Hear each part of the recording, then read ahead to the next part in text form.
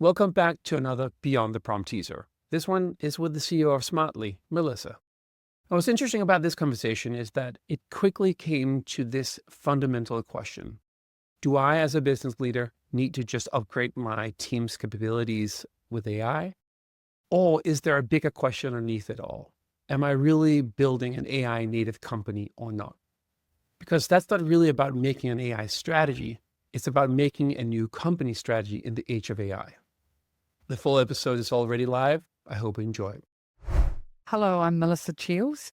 I'm the CEO at Smartly, which serves 24,000 small and medium businesses in New Zealand. We're owned by Datacom, which is a Australasian technology company. And I'm very excited to be here today and talk to you about how AI can help organizations transform and change and really scale their human potential. So Melissa, the thing is, she's a real deal. She's CEO, multi-100-person company serving thousands of small businesses. She is in the game in terms of in the midst of an organizational transformation. And she's also just a wonderful human being. So I thought there's something for everybody to like here, really. Yep. So I'll bring a few things in. I'll start with the one that I thought was something we danced around in other conversations, but I thought she really honed it in a very interesting way. She basically says, you as a CEO right now have to decide if you want to be an AI native company or not. Mm. And that is a fundamental question. And it's not just an engineering question, it's a full organization question. And Mm. I actually think for some people, it might be fair for them to say, you know what, we're not going to be. And that is cool too, I guess. I mean, like, I'm obviously drunk the Kool-Aid. So like, I'll be like, you'll be gone. But I think that that's a fair thing as a CEO to say.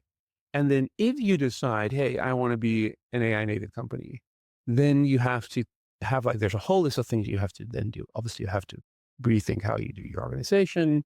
You have to think about, how you build stuff, but you also have to think about what is it you're going to be in the next 5 years. And there, I think you brought the second thing, which is a new obsession of mine, which is basically we have operated for the last 1,000 years in business building under a mentality of scarcity. You don't have time, you don't have money, you don't have resources, you don't have any of these things. And the thing that is so mind-boggling with AI is that you probably have to rethink that now in a world of abundance, when you Mhm. have Mhm. everything in Yeah. spades, Yeah. even It's to the hard. point where, just the question of like, what are you going to spend 50% extra time on if that becomes available to you is actually complicated for a lot of people because Mhm. it's just such an unfathomable thing that you suddenly have like double the time.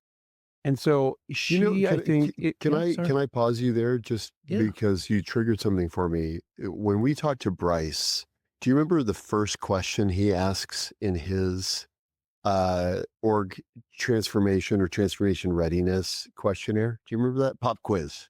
Oh, I think it was something to the extent of like, where do you think, like, how much you think? No, I'll butcher it. If is something like this, and I'm actually having dinner with him tomorrow night. He happens to be in the Bay Area, so I'll ask him in person. But I Bryce is think the former head of AI at Moderna, just for the people that correct. haven't listened to Oh yeah, all our well, and episodes.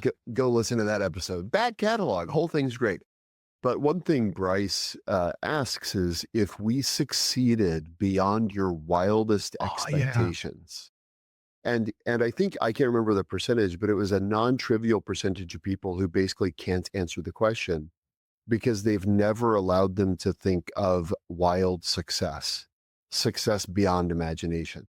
And I think it's kind of what you're getting at here, Henrik, which is in a world of abundance where effectively intelligence is now metered, it's a commodity.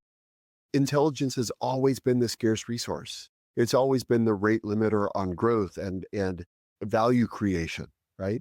And when now the effective rate limiter is what I can imagine doing with unlimited intelligence, most people have never allowed themselves to imagine. Actually, that comes to we asked Melissa this question in the interview where we asked, what is the one thing that if your organization, people in your team are getting 50% more time back in 2026, what are the things that they should not do?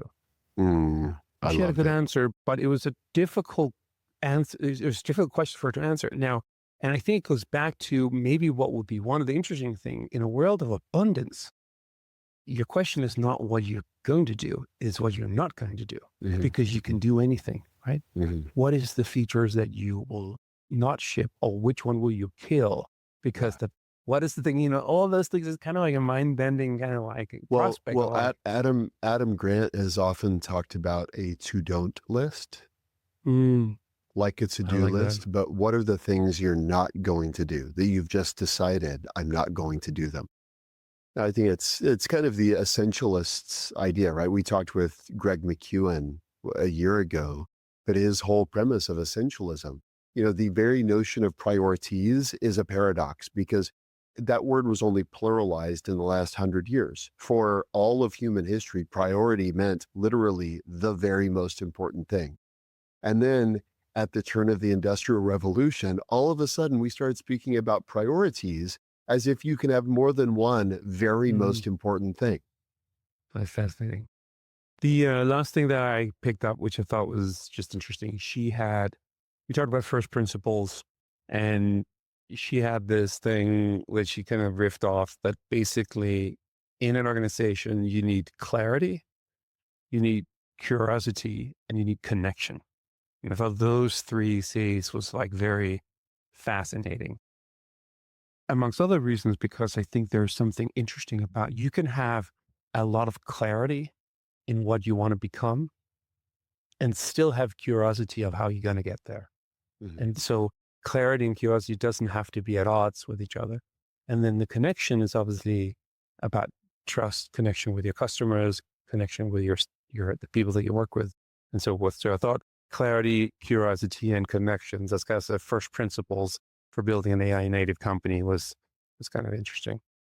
One of the things, kind of a hallmark quote from the conversation that I wrote down here, I'm just looking at while listening to you. She said, "If I can't prompt, how can I support or challenge others?" And her passion to lead by example, dedicating time herself to being on the learning journey. She mentioned having group calls where cameras are off, but everybody's available just for the purpose of co-locating and co-learning and the effect of her being there. I mean, when she told the story about the engineers who said, great, it's going to cost $1 million and take 12 months. And she had the wherewithal because of her experience base and her credibility and authenticity as an AI first leader to be able to say, no, no, no, no, no, no, I can't take $1 million. It can't take 12 months. But then she also had the reflexive, collaborative muscle to say, I can't just say no to the engineers. I need to work with AI to find a way to frame this in a way that's inspiring and motivating rather than demotivating to them. And to me, that kind of multi-level AI awareness is there's no other way to do it than to do it, right? Like there's a sign that hangs in the D school. I think it's John Gage. I think he said the only way to do it is to do it. And that's true with AI, right? The only way you learn both those lessons, one, 12 months and $1 million is an unacceptable timeline and budget. And two, my saying it that way is unacceptable. I don't have to say it that way, and they don't have to do it the old way. Both of those realizations are so important for leaders to have embodied. What's your experience? You go around and you teach a lot of people about AI, and I meet a lot of senior management teams that are curious about how to use AI organizations. I guess 10 the same. But my observation is that you often get in to do keynote, and there's this sense from the senior management team that go out and teach the people how to Yeah, do yeah. this. Delegate. They think it's a task to delegate. AI is not a And task to delegate. and Yeah. and now I was in a meeting the other day, and somebody's like, "Oh, we should really have some front deployed engineers helping the different teams doing stuff." And it's like, you could also just deploy them to yourself, just to start with, right? And Mhm. so I guess my question is, do you also see that there is this kind of interesting dilemma that a lot of senior management teams are very intrigued by AI, know that they have to kind of start to use it in the organization, but has a tough time making themselves the patient zero. Yeah. I call it my vendetta against hypocrisy, Henrik. I am on a vendetta. I mean, certainly for myself, but also for the people that I interact with. And so I don't know if I told you the story, but it's kind of classic illustrative of exactly what you're talking about. I was in New York a couple weeks ago with over 1,000 CXOs of Fortune 500s and one of the big four consultancies.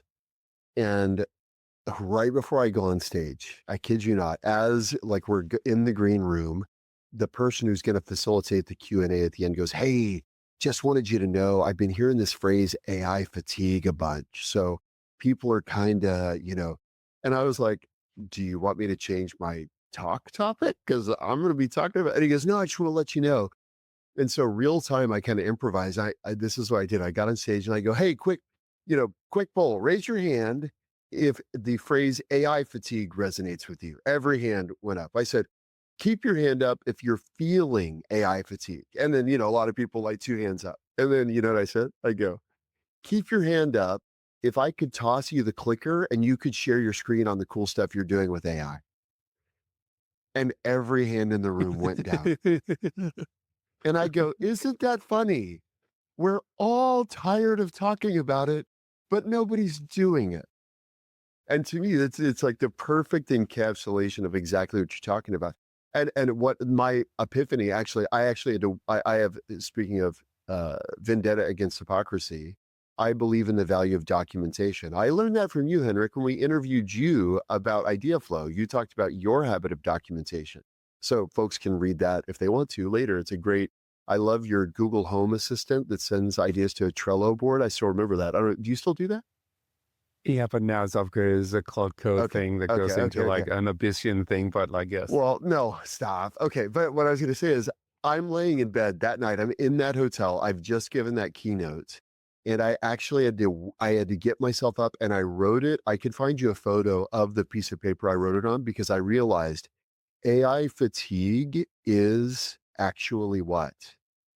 It's AI insecurity. Mm. These people are saying, "I feel AI fatigue," because they feel this, I would say, almost existential, ubiquitous sense of pressure. They need examples, and yet they have none. But they can't say, "I'm feeling AI insecure." So One what they thing say though is, that "I'm feeling AI fatigue." I'll give you, I agree. I'll give you one other kind of like analysis of it though. And maybe it's on the list of like AI people going around saying semi snooty stuff to people. I go to these meetings and I see these presentations where people present all these agents that they build into the organizations. Mhm. And then they talk about how many hours they've saved. And then I tend to ask the question, where does the hours go? What do you do with those hours? And nobody has an answer. Like it is like they just have evaporated, right? And so Hmm.